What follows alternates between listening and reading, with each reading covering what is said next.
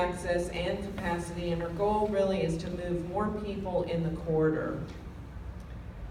The purpose and need of the project is to come up with and develop a transportation solution that will improve the conditions throughout the corridor by reducing congestion, adding additional travel choices, improving travel predictability, and improving roadway safety.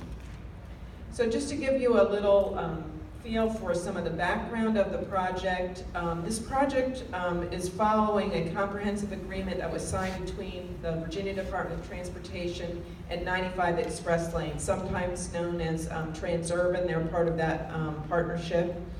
And that allowed the construction of the 95 express lanes that are out there today, 29 miles of express lanes that extend from Turkey Cock, the ramp at Turkey Cock, all the way down to Stafford County.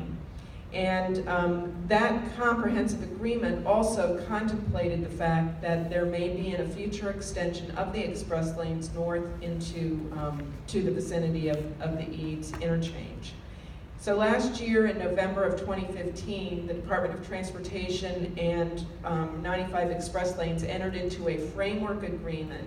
This framework agreement outlines some broad understandings and talks about the fact that we're going to work together to finalize a scope of the project, to come up with a finance plan, and then a final agreement.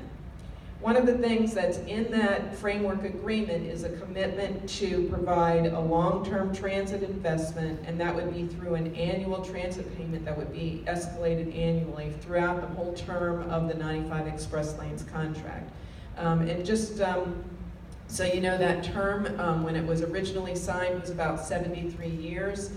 So there's, from the time this project is implemented, it'll be about a 70-year term that those transit payments will be made throughout the whole term. The improvements that are proposed are largely going to be built within the existing right-of-way, and most of that will be confined to the existing area where the HOV lanes operate today within the broader 395 corridor. So the project scope is to expand and convert the existing 2 HOV lanes to 3 lanes, and then they'll be converted from HOV to what we call HOT, or high occupancy toll lanes.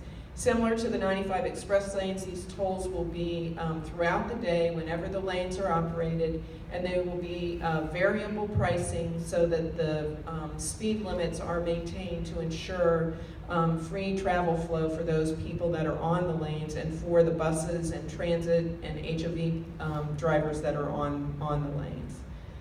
We'll also be looking at improving the connections at Eads Street. That's been one of the focus of the team that we've been working on so far. We'll be installing signage related to the tolling. There also will be an active traffic management system, and that's where we would have dynamic message boards to help with safety and advising motorists of conditions on the roadway. Sound walls is another part of our environmental assessment, looking at the noise impacts in the corridor.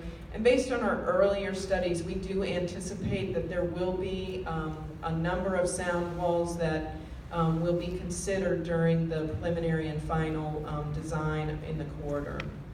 And then, as I mentioned, we'll be doing a transit and traffic demand management study throughout this year, and that will be to identify projects that would be eligible to use the funding that would come through the toll payments. So we're working on initiating an environmental assessment. The assessment will be an environmental, FHWA is our federal partner, and they've agreed that that's the level of document that we are going to be moving forward with.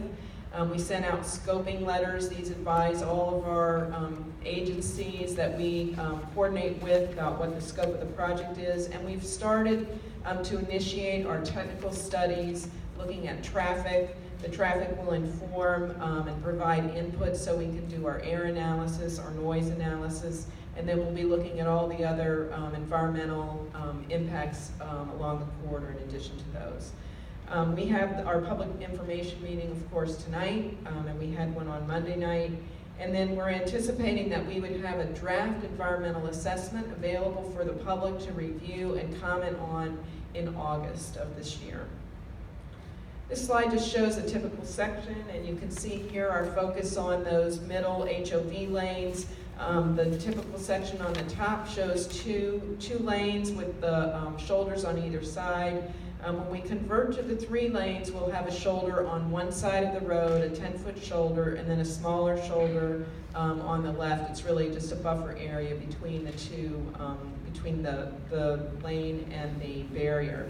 One of the things that we have in this area of the corridor is there's quite a bit of the corridor that has the double-faced guardrail.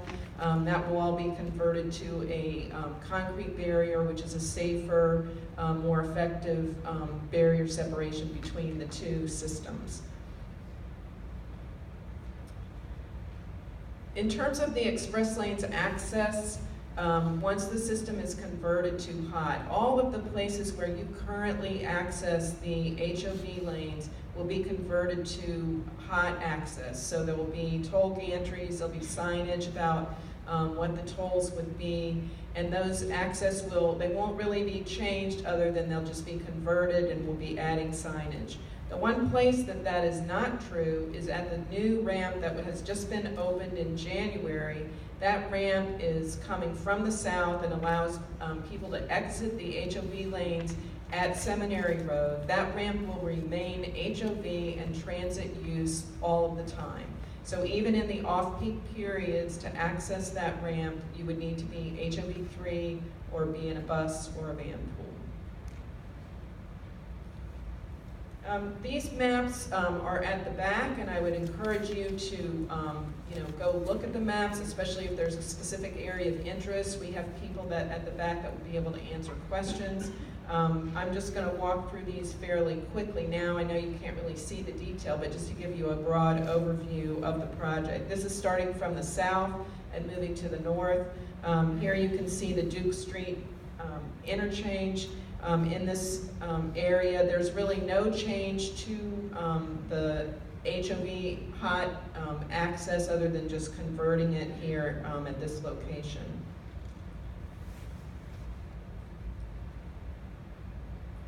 This map shows, of course, Seminary Interchange. That's where we are today, and or close by. Again, as I mentioned, the ramps that are going to and from DC, those will convert to HOT, but the ramp at Seminary would remain HOV. This shows Route 7 and then Shirlington, and you might recall back in the 2009 to 2011 time period when this project was being studied previously, there was a lot of discussion around the Shirlington interchange and adding new access here. It was a very controversial, much discussed access point. We are not proposing any change. There will not be new access at this interchange. And so that's one of the big differences between what you might have seen previously if you were involved in any of that discussion that happened back in the 2009 to 2011 time frame. And here we see Glebe Road. Again, no changes here. And then we get to the Pentagon and the East Street interchange. And we are rolling out tonight, we did this Monday night as well. This is kind of the first time we're showing the public some of our thoughts about what could happen at the East Street interchange and what we think would be an improvement. And basically we're looking at trying to maximize the use of the existing ramps that are already there today by reversing some of the movements during the peak periods. And so today, this ramp that you see that I'm pointing to, that is a reversible, or that is a one-way ramp that always functions in the southbound direction. And what we're talking about doing is shifting that, the point where the system changes from reversible to both way, we're going to shift that to the north and make use of that ramp in the PM peak period and in the AM peak period to reverse that direction. This just shows the AM operation, and then there's another slide that shows the operation in the evening. I would point out also at this location that one of the keys to all of this is that the Pentagon Reservation is a very key area for transit in the corridor. There are many buses, many carpools, van pools that are getting into that area to access the metro station that's there on the Pentagon property.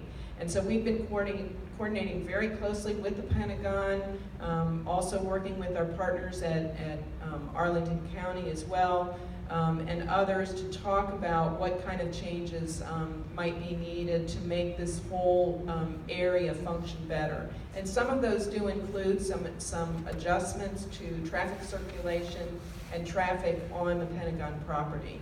And so we've been working closely with them, and you can see when you look at these slides that we are proposing a series of traffic signals that would be coordinated and adjusting some of the traffic flow that will help both buses and carpoolers get in and out of that area more easily than what they do today.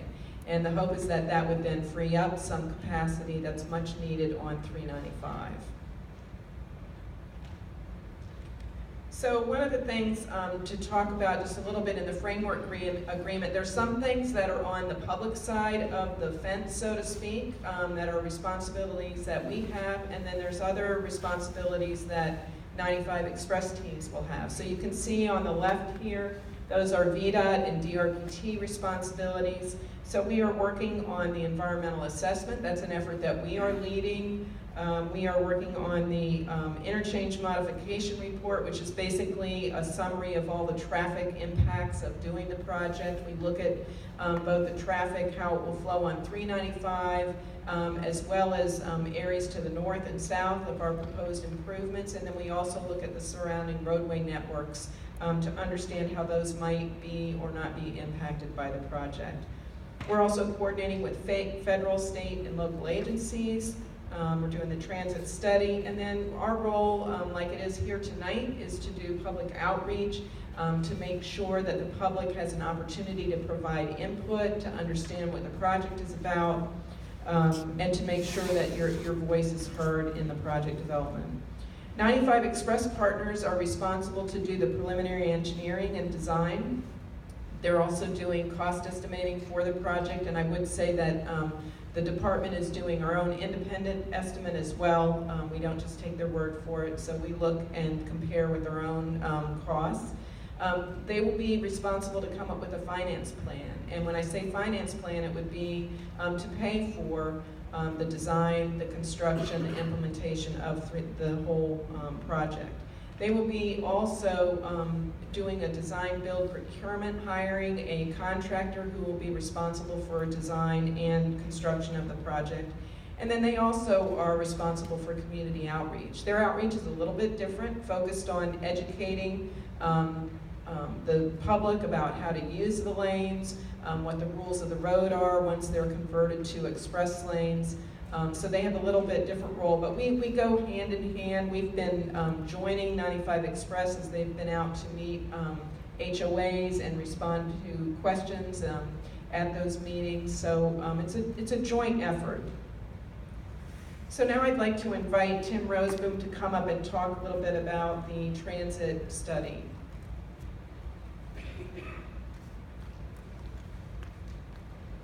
Okay, thank you, Susan. As Susan said, my name is Tim Roseboom. I'm with the Department of Rail and Public Transportation. We're a sister agency to VDoT.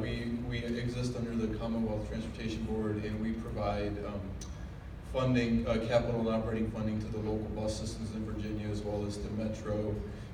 We provide funding for commuter assistance programs run by the local governments, and we also support the state-funded Amtrak service as well as freight rail. So our role on this project is to lead a transit TDM study, but before I get to that, it's worth noting Susan showed a map of what will eventually be the regional express network that now includes I-95 and I-495, I-66, both inside and outside the Beltway are being added to that network, and I-395, this project is being added to that network. And For each of those projects, it is a principle of the Commonwealth and of this administration to add guaranteed funding for multimodal solutions as part of those projects. And the exact mechanism is a little bit different for each project, but it is something that the Commonwealth has committed to. Our goal is to move more people in the project corridors, and the benefits of the multimodal program include both improved mobility, new diverse travel choices, and enhanced transportation safety and travel reliability. So as far as the I-95, 395 transit funding is concerned, it is a guaranteed annual payment. It will come from the toll revenues. The amount of the payment has not been determined yet. That's subject to negotiation between the Commonwealth and the 95 Express partners. And there are traffic and revenue studies that are currently ongoing that will inform the annual transit payment. DRPT, I've mentioned this several times, we're leading a transit and TDM, or transportation demand management, for those that aren't familiar with the term, study. It includes the city of Alexandria, it includes Arlington County, Fairfax County, Prince William County, and Stafford County. Those are all jurisdictions in which the actual corridor lies. There's a short extension of the 95 express lanes proposed for Stafford County. And then it also includes two regional transit organizations, the Northern Virginia Transportation Commission and the Potomac and Rappahannock Transportation Commission, and we've actually added the Virginia Railway Express to the key stakeholder group as well. So as far as the study itself, it is going to identify a series of transit and transportation demand management enhancements that will be funded by the annual transit investment payment for 2040 and beyond planning horizon. The study area includes Arlington County. The northern limit of the study area is Arlington County, Pentagon interchange, and it does extend all the way to Stafford County, where a short extension of the express lanes is proposed. The project will end up coming up with a list, a program of eligible projects, and those things could include new bus service. Those things could include park and ride lots, and those things could include TDM program enhancements. And then I think my last slide is just an update of sort of where we are in the study. DRPT, we issued the task order last Monday, about 9 days ago. We actually had a kickoff meeting that included all those jurisdictions on two previous slides. The city of Alexandria was well represented at the staff level. We're committing to 2 to 3 rounds of public meetings, and we are committed to having a draft report for people's comments in November, and then that will go into a final report in December, and that would inform the procurement of the project. So I think at this point I'm turning it back over to Susan, and then we're going to open it up for questions.